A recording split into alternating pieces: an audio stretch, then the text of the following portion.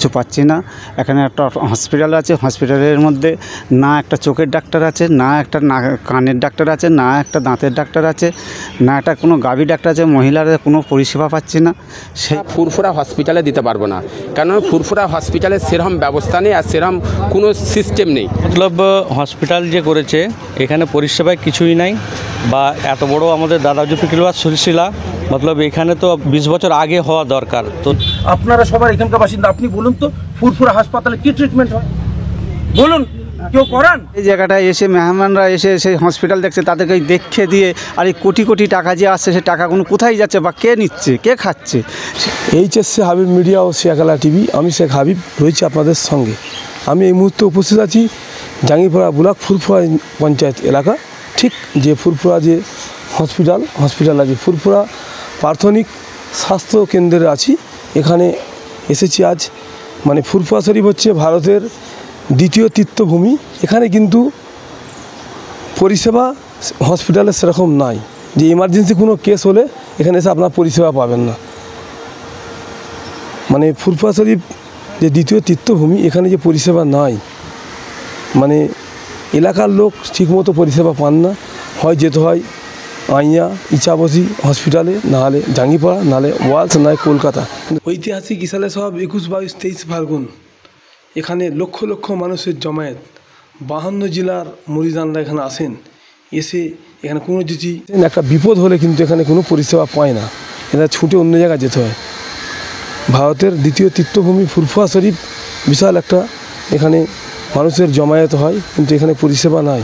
এখানকার এলাকার লোকেদের কোনো ঠিকঠাক পরিষেবা পায় না, হয় নার্সিংহোমে যেতে হয়, নাহলে হসপিটালে যেতে হয় অন্য জায়গায়। এখানে কোনো পরিষেবা পায় না। মানে দেখতে পাচ্ছেন বিল্ডিং হচ্ছে 2-3 বছর ধরে, শুধু বিল্ডিংই হচ্ছে। বলছি 100 বেডের মানে একটা হসপিটাল হচ্ছে, কিন্তু কবে হবে? কে বা কারা লুটে পেটে খাচ্ছে এখানটা? এই ফুরফুরা উন্নয়ন প্রসাদ যে কোটি কোটি টাকা আসছে, এখানে এখনও পর্যন্ত কাজ বা এলাকার লোক পরিষেবা পাচ্ছে না কেন? কোনো এমার্জেন্সি কেসে সেটা আমরা পাই না। আপনারা তদন্ত করে দেখেন জিনিসটা সত্য না মিথ্যে, এই জিনিসটা তদন্ত করা খুবই প্রয়োজন আছে আপনাদের। পরিষেবা অ্যাক্সিডেন্ট হয়ে, কিন্তু ওকে যে এখানে নিয়ে এসে যে ভর্তি করবে সে পরিস্থিতি এখানে নাই। কি বলছেন এলাকার লোক তা আপনাদের দেখাবো বা শোনাবো। আপনারা ভিডিওটি শেষ পর্যন্ত দেখুন, ব্যাপক শেয়ার করুন, আপনাদের মূল্যবান মতামত অক্সিজেন হয়ে পড়ে গেছে, সেই মুহূর্তে আমরা ফুরফুরা হসপিটালে দিতে পারবো না, কারণ ফুরফুরা হসপিটালে সেরকম ব্যবস্থা নেই আর সেরকম কোনো সিস্টেম নেই। ওই জন্য ওনারা খুব দ্রুত ওখান থেকে জাঙ্গিপাড়া। মুজাহিদুজ্জামান আমিরের সাথে আবু বকর সিদ্দিকী ওনার বংশধর। আজ আমাদের এইখানে এত বড় একটা জায়গা, সেই জায়গা থেকে এখনও পর্যন্ত আমরা কোনো কিছু পাচ্ছি না। এখানে একটা হসপিটাল আছে, হসপিটালের মধ্যে না একটা চোখের ডাক্তার আছে, না একটা কানের ডাক্তার আছে, না একটা দাঁতের ডাক্তার আছে, না একটা কোনো গাভী ডাক্তার আছে। মহিলারা কোনো পরিষেবা পাচ্ছি না।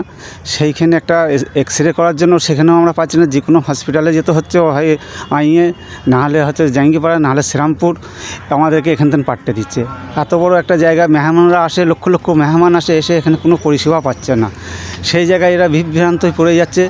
মানুষ কোনো রকমে অসুস্থ হয়ে পড়লে তাকে ওই মুহূর্তে টাইনে যেতে আমাদের শ্রীরামপুরে নিয়ে যেতে হয়। এখান থেকে অলসে যেতে গেলে সেই মানুষটা হয়তো যে কোনো মুহূর্তে অ্যাক্সিডেন্ট হয়ে যেতে পারে। তার জন্য আমরা কোনো পরিষেবা পাচ্ছি না। এবং আজকে এই হসপিটালে যে দেখতে গেলে দেখা যায় সেখানে ডাক্তার একটা, সেখানে ডাক্তার হওয়া দরকার মিনিমাম 6টা-7টা ডাক্তার হওয়া দরকার, সেখানে একটা ডাক্তার আছে। সেই ডাক্তার যদি কিছু হয়ে যায়, অথচ সেখানে আমরা কোনো পরিষেবা পাবো না।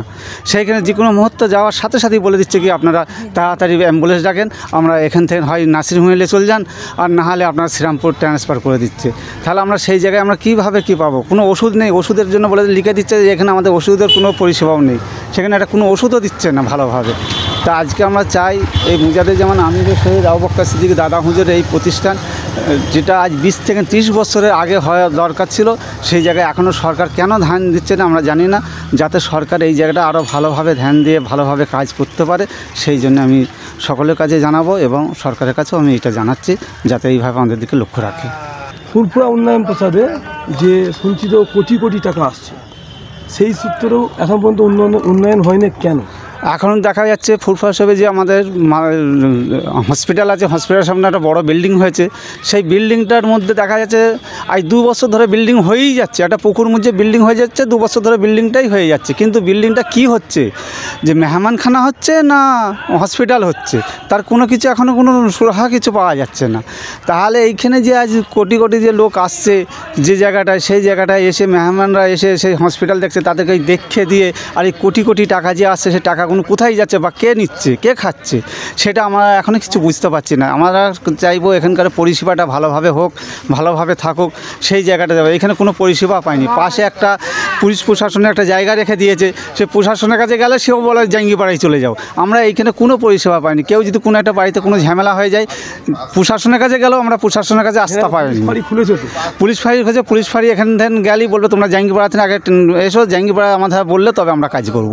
সেটাও আমরা এখানে পরিষেবা ঠিকভাবে পাই না। একটা ছুট করে গেলে পুলিশকে ডেকে এলে সে এসে সামনে দাঁড়িয়ে থেকে কাজ করবে, সেটা আমরা পাই না। আপনারা তদন্ত করে দেখেন জিনিসটা সত্য না মিথ্যে, এই জিনিসটা তদন্ত করা খুবই প্রয়োজন আছে আপনাদের।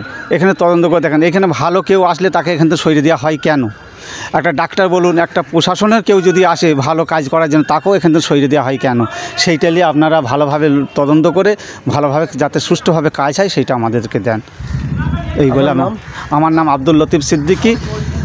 আমি মুজাদ্দেদে জামান আমির সৈয়দ আবু বকর সিদ্দিকীর চাচাতো ভাই বুরহান সিদ্দিকীর ছেলের ছেলে। আপনারা সবার এখানকার বাসিন্দা, আপনি বলুন তো ফুরফুরা হাসপাতালে কি ট্রিটমেন্ট হয়? বলুন, কেউ করান? হয় না, আমি প্র্যাকটিক্যালি বলছি হয় না। প্রাথমিক ওর থেকে তো বেটার জাঙ্গিপাড়া, ওর থেকে তো ভালো অক্সিজেন আছে, রক্ত আছে, টেস্ট আছে, ওখানে ল্যাব আছে, ওষুধপত্র আছে।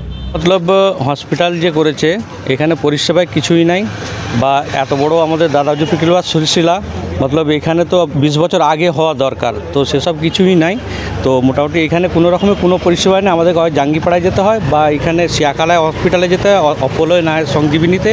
বাকি এইসবের অবস্থা দেখেন, কোনোই পরিষেবায় কিছুই নাই। তো এইসব জিনিসগুলো হওয়ার নাম করে যে দেখেন টাইম কলগুলোর কী অবস্থা, কল ভেঙে পড়ে গেছে, পানি টপকে টপকে পড়ে যাচ্ছে, কোনো রকমের কোনো পরিষেবায় আমাদের এখানে কিছুই নাই। তো এই জিনিসগুলো হওয়া দরকার, একটু সরকারের ধ্যান রাখা দরকার এইদিকে, এই সব ব্যাপার আর কি। আপনার নাম, বাড়ি? আমার নাম হচ্ছে শেখ আব্দুল হালিম, রামচন্দ্রপুর বাড়ি আমার।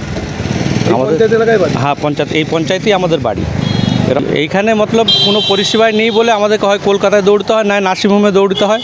এখানে এত বড় হয়ে মতলব এখানে কিছুই নাই, সেবা বা কিছুই নাই এখানে।